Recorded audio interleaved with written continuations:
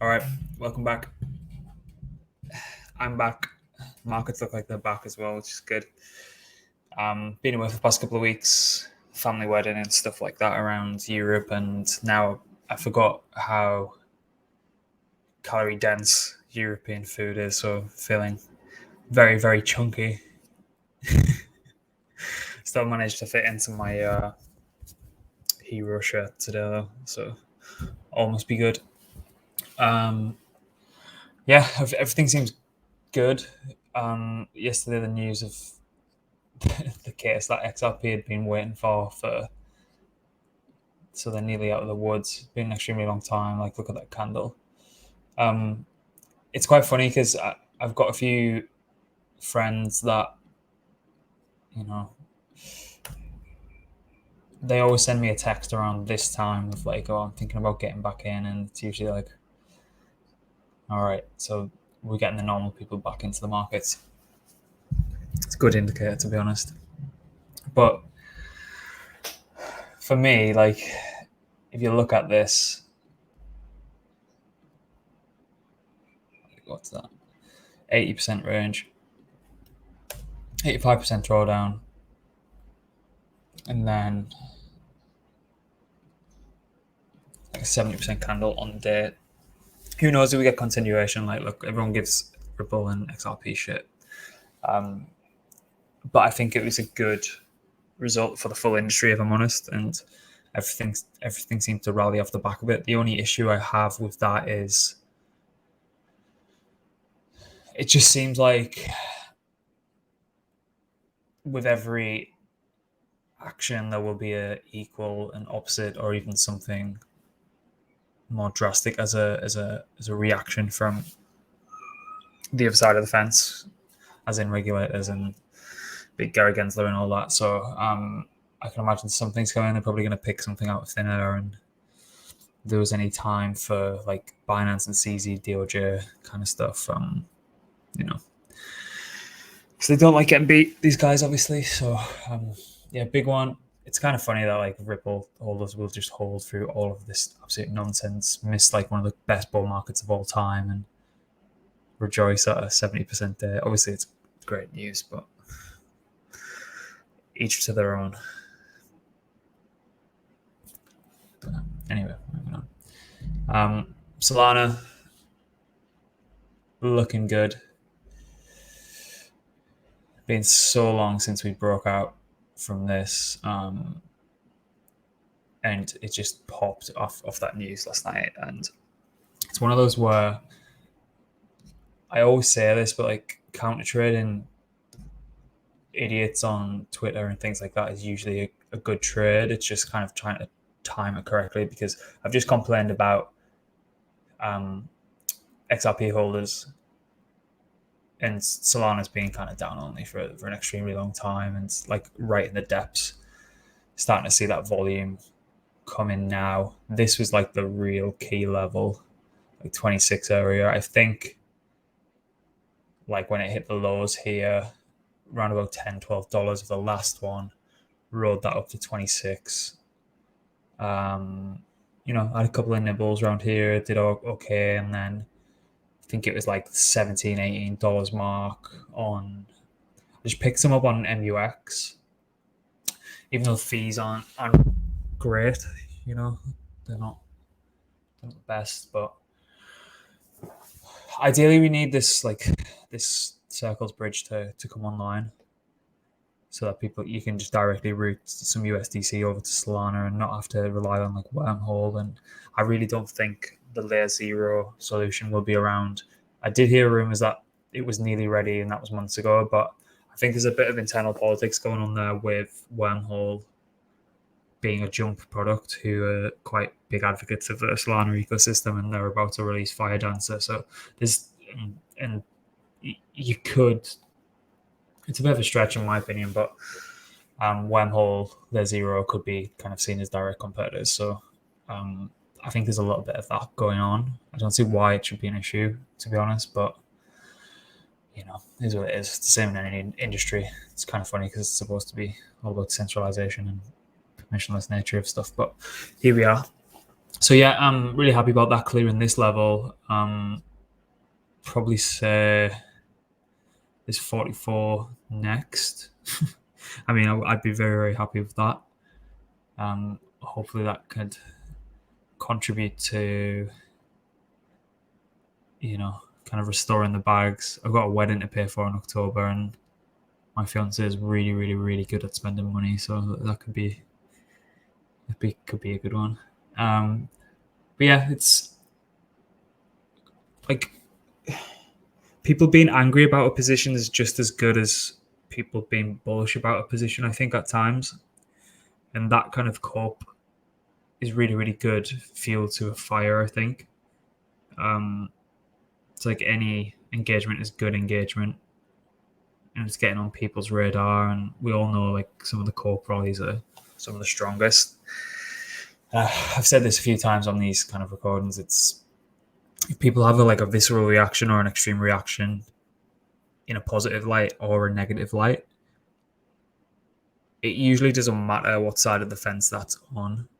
It's usually like a reaction that you should kind of take note. And there's a few others that I want to talk about that have had that effect on people and like the mind share of online. And let's be honest, like Twitter's the arena of the mind share of Twitter, isn't it? So anything that kind of sets people off, triggers them for better or for worse, it's something to kind of keep an eye on. And I think Solana just divides opinion. I understand like ETH maxis really, really, really hate it. But if you weren't like, they don't go after Nia, or they don't go after like Avalanche as much, or they don't go after a lot of other EVM compatible chains because they know that they're not a threat, in my opinion. And it's also good to not just be overly dependent on this one route of the way that Ethereum's kind of developed in the roadmap that Ethereum's going down, I think. And Solana is definitely the best antidote for that. And obviously, I'm still a massive Ethereum bull. But, you've kind of got to go against the grain. Like, a lot of the time in crypto, trades can get extremely overcrowded, and there can be a lot of opportunity where people aren't willing to look just through sheer lack of understanding and sheer internal bias that they don't potentially fully understand themselves, I think. So yeah, really happy about that. I've pulled up a few that. So the issue for me is, right, if this was Arbitrum, or if we think back to the Avalanche days of when something starts to really, really pick up. And we're not out of the woods yet, as they say. But in this position, usually the play is like, let's get some assets on chain. Let's go and find some good players. But the problem is with Solana, as we all know, a lot of the early DeFi projects on Solana were just complete dog shit. And I think if I'm reading between the lines of what happened with Maps and Oxy and, all the SAM tokens, Serum and shit like that, it felt like they had a specific cookie cutter tokenomic distribution set up where 1 or 2% would be on the market. The remaining portion of the supply would be locked up for God knows however many years. And they typically just trend down only as more supply came on the market, and pre-seed and seed price and were still in the green. But it just felt like that was the playbook that FTX wanted.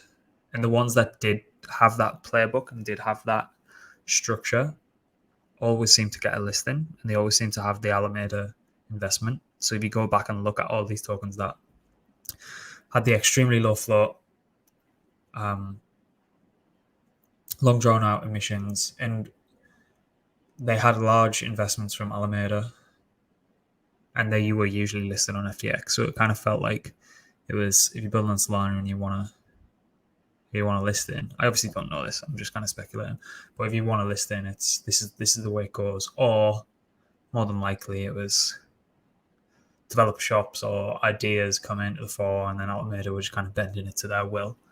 And they held the keys to the kingdom effectively. And that just resulted in a DeFi ecosystem where there was no retention because people weren't getting a good return for their money. So they were going flocking from bad opportunities to good opportunities and seeking rotations elsewhere. And there were some, if anyone's listening to this who was around during that time, we did do okay, I think, in Blocmates Discord and Telegram, and as it was then. Like early to Tulips, Saber. There was a few, yeah, and we did okay, but nothing substantial because it was a token and that was it, and then there was inflation and that was it. And yeah, the FTX perps had come online, and that was it. Because they could hedge they could hedge the remaining portion of the supply coming online that they had allocation for. They could hedge that with perps if they had that instrument to do so. So I think that's kind of what was happening, and we kind of know that without 100% being able to confirm that by looking at how the remaining illiquid assets on the FTX books were being marked. So they were saying they had, like, let's say we use like Oxy for example. The fully diluted market cap of Oxy might have been 100 million, or like 300 million, and Alameda held 10%. So they had like 30 million marked on their books at current prices. But we all know that by the time that supply was about to come onto the market, there's no way that it would have held up at that price, and thus the value on the books was completely inflated, which ran them into issues when they had their assets and the liabilities, and the balance of the books weren't correct. So maybe that was the game. They were using like the low float as a way to kind of mark their books in favor of the assets, as opposed to, there was a lot of shit going on there. But and I think up until now there hasn't really been a lot to get your teeth stuck into. So you get over there. There's a couple of meme coins, like Bonk and even YOLO recently. But what we've been trying to get over to people in some of the research reports on Hero is literally the only, and yes, there are friends. Yes, the sponsor of the podcast. But we wouldn't take that on unless we thought, yeah, they've actually got something here. Hero is the only project on Solana that I know of that has tokenomics that could stand up on any EVM chain. And sometimes there's even aspects of it that are completely blow a lot of projects out of the water with regards to that. So obviously that piques my interest because that's my thing. I really like that aspect of the whole space. And if there's value accrual and good revenue share and actually well thought out token design and things like that, I'm all for it. So, but it looks like there are a few others coming online now that could potentially have a similar sort of setup. So it's like first iteration, Sam coins, low float, high FTV, wrecked, no utility, no rev share, nothing. Now people are looking at the space and there's a huge empty void where there could be like a DeFi revival with these new thought about, well-designed tokens, projects, and everything that comes with that. So I'm locked for probably the next 10,000 years with Hero anyway. So like I can talk about it all I want. I can't sell into you, so don't worry about that. So let's go through a few anyway. Actually, before I get into that. So where's Twitter? So the next one that will come online is Avalanche. So this is a perps platform and an expiring futures platform, and again, it's powered by Hero Network. So there's a portion of the revenue share that happens, like all the makers and taker fees on PepperDex, there'll be a portion of that distributed to Hero stakers. So let's say there's a 5 basis point fee 2.5 basis points goes towards the Pepper treasury, and then that gets distributed to PEP stakers. And then there's a 2.5% basis point fee from every single trade that happens that is distributed towards hero stakers. And on top of that, you're gonna have Pepper's actually really, really well thought out, and it's quite, I think it's ahead of its time even on Arbitrum and Ethereum and everywhere else, where we're starting to see the emergence of options tokens, which were brought back to life by Tapioca. And don't let anyone else tell you otherwise, because it was. So an options token effectively lets you buy a token at a discount. That's plain and simple. Don't get confused by the word option or anything. We're probably stretching it a little bit if we do call it an options token, because it's just a discount. So PEP, which is the native token, their emissions and their rewards will be paid out in OPEP, which is options PEP. And there will be a 50% discount applied to the current Oracle price of PEP that you have 90 days to exercise effectively. So you're always going to be in the money as well, which is a little bit different than Tapioca, where you have a week to exercise. And yeah, you could effectively be out the money on tap. But so these guys have decided to go with, you can redeem the option at 50% discount at any time over 90 days. And how do you redeem it? So it's a purchase, really. So you purchase it, but you're going to have to purchase it with Hero, right? So for me, as someone who's got their Hero locked, I'm like, yeah, this is great, because there's going to be everyone who redeems their OPEP option, they have to buy PEP, they trade it in, and then in return they get their Pepper tokens, which they can go and stake, or they can go and sell on the market for a profit, whatever they want to do with it. But what the Pepper contract is going to do is that's going to take the Hero that it's received in return for the OPEP, and it's going to max stake that for the largest amount of time, which is 3 years on Hero. And then what happens there is every other app that is currently built and every other app that is being built on Hero, similar sort of fee capture happens and is distributed to stakers. So all these protocols are going to be effectively absorbing Hero or buying Hero through various mechanisms, max staking it, and then earning the kind of network reward fees, as well as people who just naturally buy, individuals who buy, or DAOs or treasuries who buy Hero and stake it. So I can imagine there's going to be some kind of battle for stake weight, because let's say you own 20% of all stake weight of Hero, then 20% of all fee distribution is getting sent to you. And the fee distribution is not in more just emissions or anything like that. It's whatever the trade is settled in, which, given it's a derivatives platform, it's usually going to be USDC or SOL. That is the asset that is distributed to the stakers. So that's how that works. And I think they're crying out for a good perp stacks, to be honest. So I'll be interested to see how this plays out. But there's a lot of good pumponomics on PEP as well, and we'll cover it in an article on the site soon enough. We'll try and get them on a podcast and stuff like that as well. But and then there's Flowmatic, which is another one that they're effectively building APIs where all of these ecosystem players around Hero are going to be having like advanced order types, so limits, take profits, trailing stops, like anything you can effectively think of, or even down to kind of concentrated liquidity management vaults that people can set up. So, and their play is effectively they take a minute, well, it's not minute, it's a kind of small tax on every transaction that runs through this API. And what they're going to do is that transaction fee that they capture from absolutely every transaction on the network, it's going to be captured, and then there's going to be some kind of revenue share that gets distributed back to their Flow. I think they're going to call it Flow token stakers, and also Hero token stakers. So again, it's just another protocol that's going to be earning fees on top of that, which I like as a Hero staker. So, and then the YOLO guys,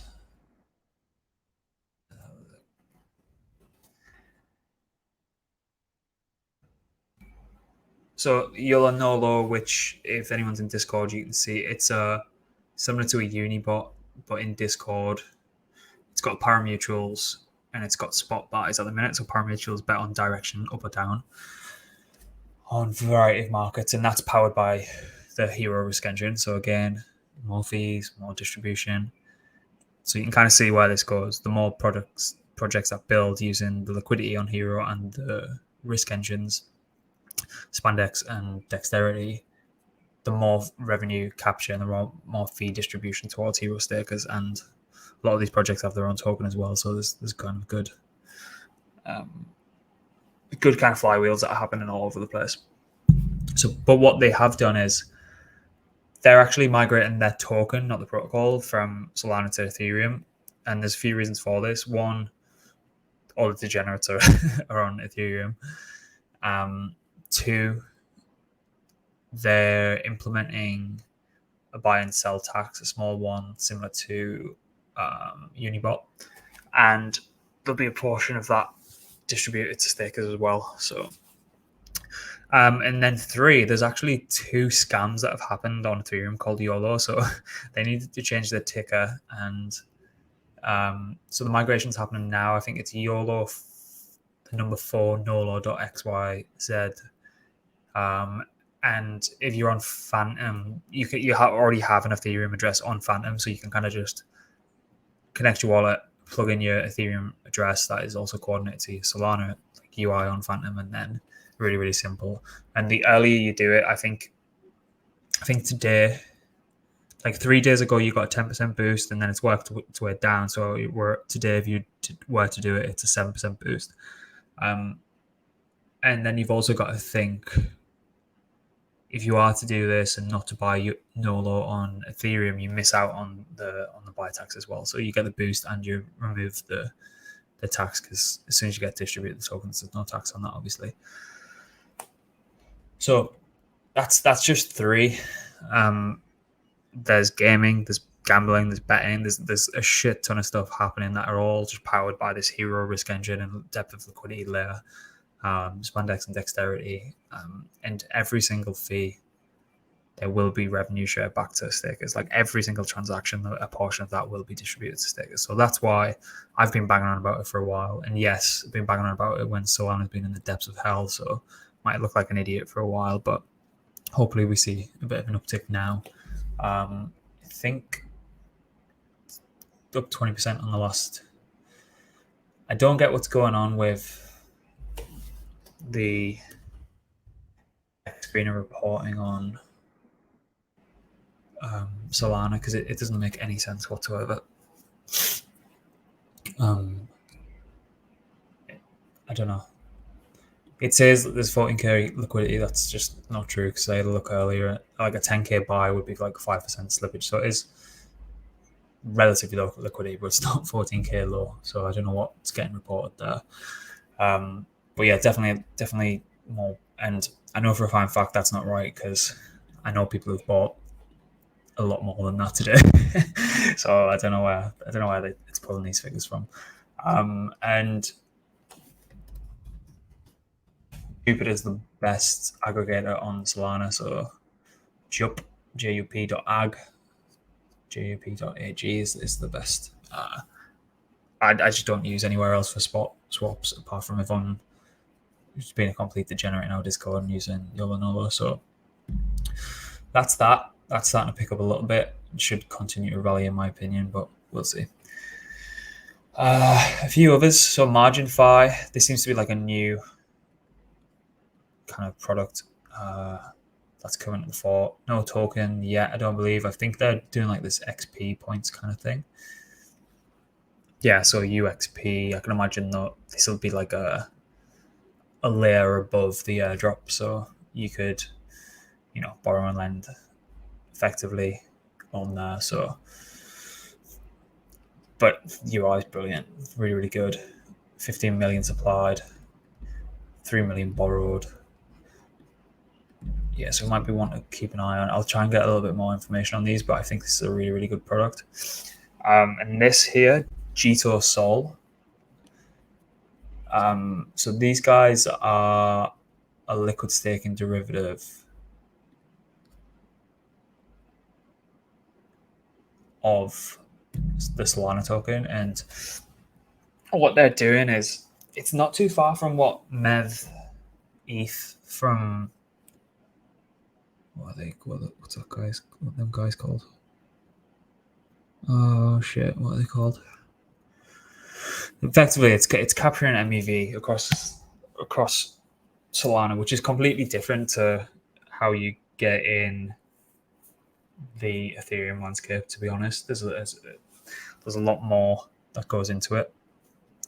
But obviously, it's liquid staking and additional MEV maximization performance and capture on that as well. So this is something to keep an eye on. There is no token apart from the SOL token, which is obviously the liquid staking derivative of that. But that's an interesting one. Margin 5 is an interesting one. Pepperdex, Flowmatic, YOLO Nolo. There's a load more that's coming out on Hero Network as well, but I don't know if they've been announced. Gunny was saying it on the interview yesterday, so that should be on YouTube as well now by the time you're listening to this. And then this Cypher looks pretty cool. Cross margin, long short, data futures, order book looks pretty cool. Really good UI as well. Just don't know about some of these investors and what a name that is. Jesus. Anyone from the UK will know what I'm talking about there. So yeah, there's a few things picking up. Starting to get a little bit more tasty. So it seems like the start of something really beneficial. And yeah, let's pray that this keeps going up because, you know, it's been a long time coming. Anywho, I will bring this up, but I don't want to because I'm annoyed that I missed it. So I posted it in Discord at around, I think it was like this candle, like $3-4 ish, and I said, does anyone know why this is looking like it's gonna run? And it's kind of like a gains. Let's see if I can find it anyway. I think it's a gains network or G-Trade fork, judging by this like DAI TIG USD. Looks pretty slick to be fair. See the kind of positions coming in there. Yeah, quite interesting actually. But anyway, this is a lot of pairs as well. It's interesting. Got Pepe Peps on there as well. Interesting. But yeah, I'm just seething because like seen it at like 2 million or something, and now it's at 7.5. But what is the word when markets are like this? The most dangerous phrase known to man is already pumped. But yeah, I'm not buying that up at 72% on the day. There's no way. But anyway, it looks okay. I haven't tried it. Like, you know, is what it is. There'll be others. Can't have everything. Unibot. So I covered this on Good Morning DJ yesterday, but I think it's even surpassed what was mentioned yesterday. So this little fucker has been just ripping $40, 50.8 million. But let's have a little flick over to here. So this is DeFi Llama ranking by fees and revenue. Fees and revenue. So fees. What do we want to do? Fees or revenue? Let's do revenue anyway. So fees sorted by 24 hours. Hilarious that Tron is up there.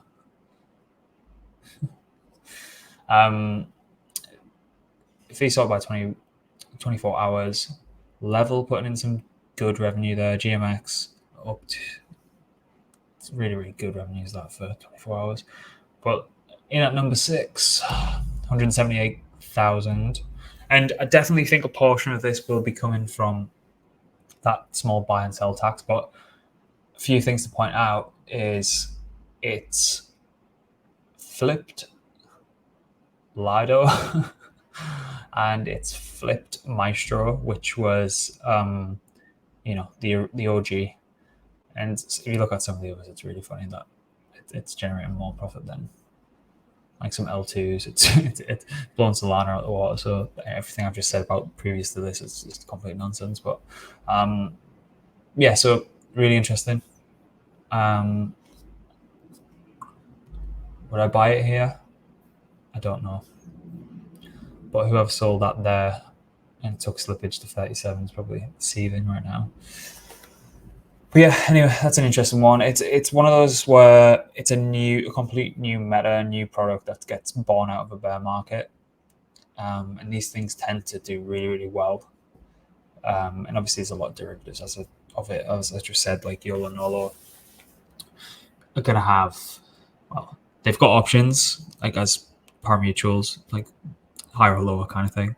They've got spot, but I think the real killer for YOLO NOLO is NOLO perps, which will be powered by Hero again. And obviously everyone knows that perps generate a shit ton of fees compared to spot. So just saying.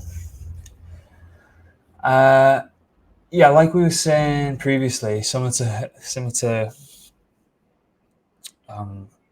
the Solana rally, Rollbit is another one that's extremely divisive, and people hate seeing other people get paid when they're not.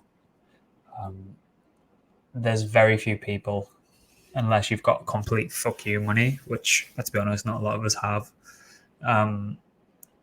It'd be nice to have one day, but if someone comes knocking on your door and offers you a couple of million to be an advocate for a product, you couldn't look yourself in the mirror and without laughing by saying, "Oh yeah, I'll turn it down." What a load of shit.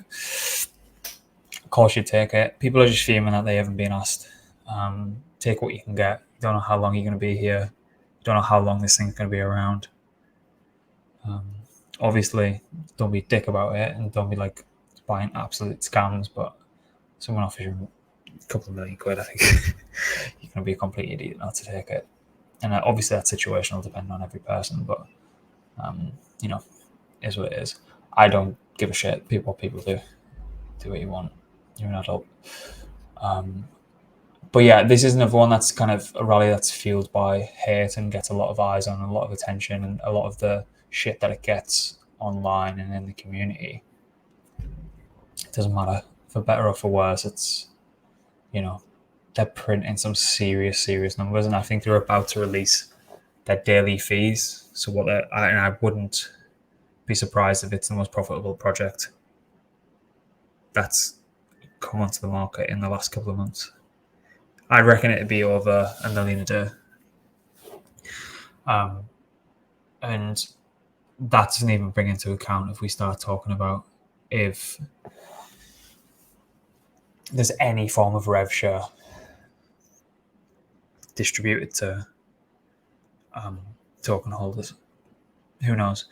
I was looking at the stake.com revenues from last year, and that was 2.3 billion. So stake.com's revenue was 10x the market cap of Rollbit. You probably put a 10x multiple on the revenue for something like stake.com. It's really difficult to work out because it's a private company, and the counter argument to it is they probably will face a lot of regulatory heat, but I think stake.com is probably up there valued at 25-30 billion or something like that. So yeah, 10% of that would be nice, I think. Nice little 10x from here.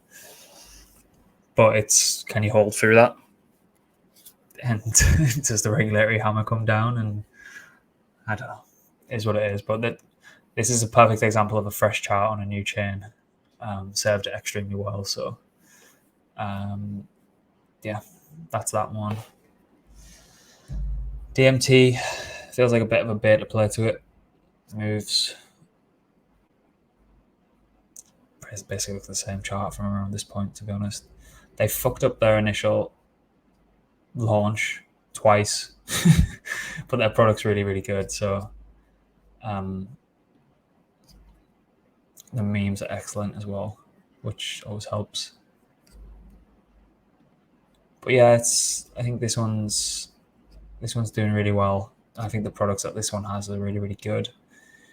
And again, it's kind of got product market fit despite whatever's happening in the market with it. Because arcade game gambling, like just look at this shit.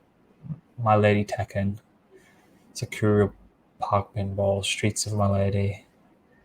You know, these guys will just keep building this shit out. So, really impressive.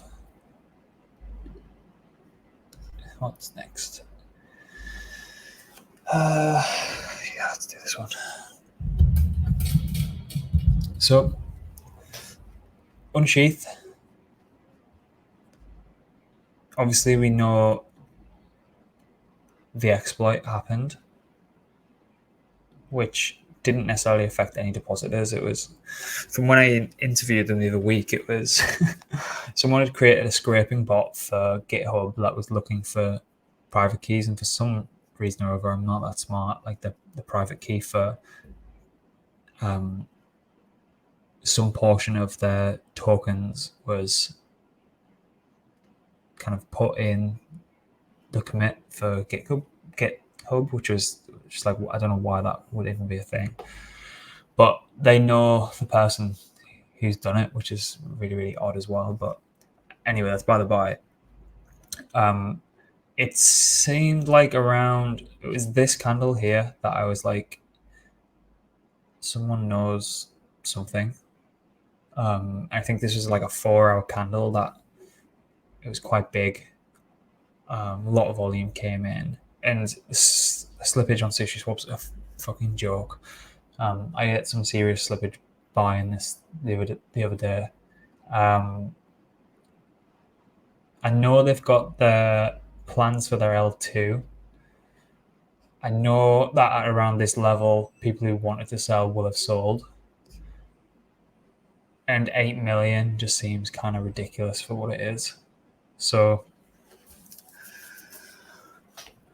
yeah, I think it just looks good. I'd like to see a little bit more volume come in. But, you know, can't control the market, you can only control what you can do. So, I have to keep a close eye on it. But I think it looks good. It looks all right from there. Anything around, well, if we could get back up to roughly 30s, then I'd be quite happy. So, but again, it could be completely fucked. We don't know. Good product though. Probably should do a research report on it when we get in a spare minute. Right. So I don't have any lit. I'm kind of glad, to be honest, because I did have quite high conviction on this.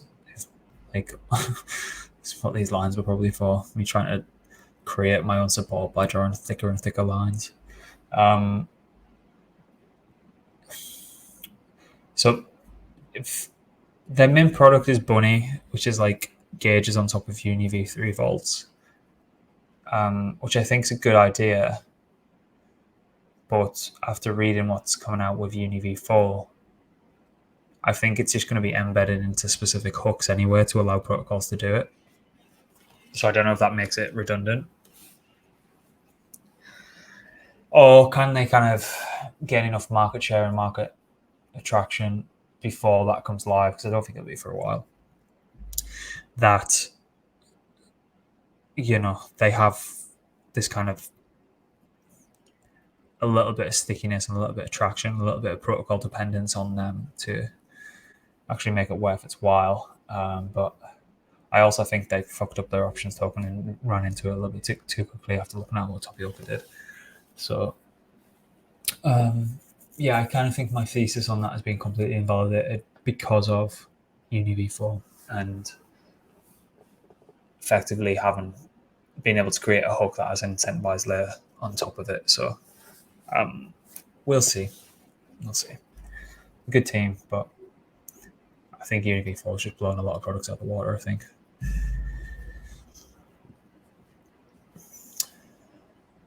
Right, so Lyra, I don't know if this is the best depth of liquidity on here. It might be on mainnet. Don't know why it's not loading.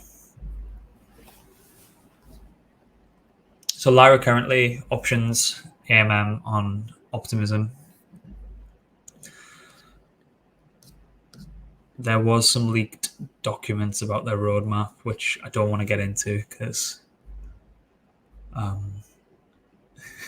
don't think they want people knowing too much about it, but you can probably find it if you look hard enough. But it's a good one. That's all I'll say on this, but I'd like to see a little bit more volume come in. As I say, I wonder if there's more traction on the mainnet token. Yeah, liquidity's better on there. Much better, actually. See, this candle here, you know, that's kind of screams someone likes this. So if you can find that, have a look. I'm not going to get into it too much, as I say, but it's a little bit of a nod to a little bit of alpha, I think. And let's be honest, if you're not happy buying charts like this, like, when are you going to be happy? Right, what else have we got? Right, Protectorate. I had put in Discord, I got a little small smidgen of this. I should probably really think about bringing some stables back on chain as well now that things are looking up a little bit. Does that mark the top of me saying that? Probably. Really weird chart. They're running Arrakis vaults on UniV3. I don't know. 24 hours, 239k volume. It doesn't look like that at all, to be honest, but chart looks a bit strange. But anywho, this is not right because if we have a look at 13.1 million.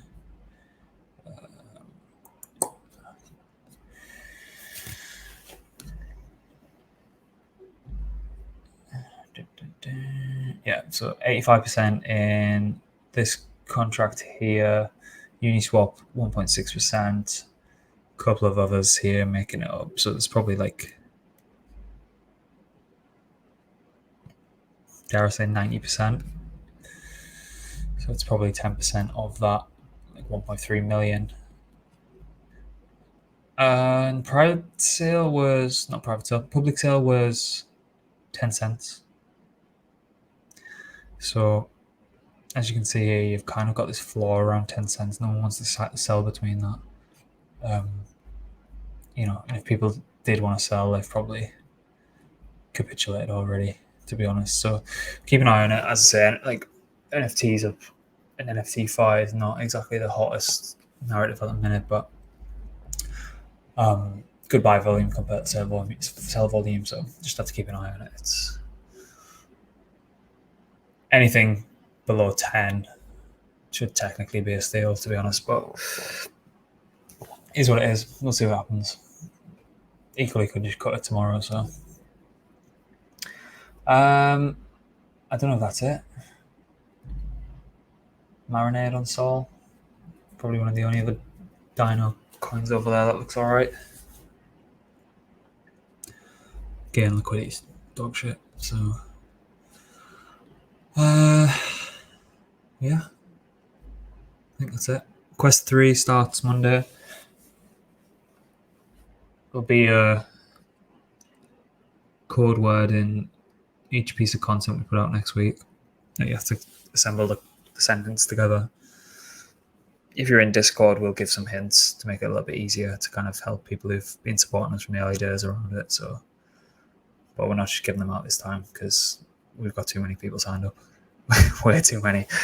I'm really happy, but I just didn't expect that many people to want one, to be honest. So it didn't really account for it. I think there'll be 400. We're going to get some designs done for like individual NFTs. We were going to just do an access pass, but it is an access pass, but we'll represent it as an individual kind of collection.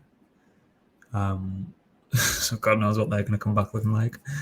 But I suppose at the end of the day, it's not about the PFP. It's the benefits that come of it. So,